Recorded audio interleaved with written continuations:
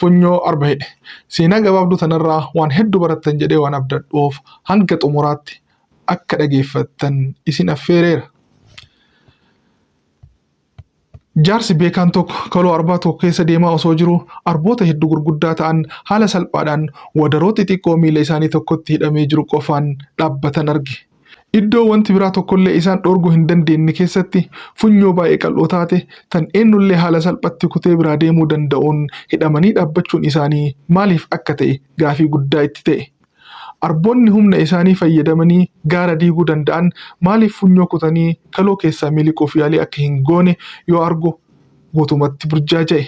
Eeyyen silaa salphatti akkas gochuu danda'u turan. Kan hedduu nama ajaa'ibu garuu akkuma tasaallee yaalii hin godhan ture. Sababa isaan akkas godhe deebii isaa beekuu waan barbaadeef nama naannoo sana eegu tokkotti siqee arboonni sun maaliif funyoo xixiqqoo san kutan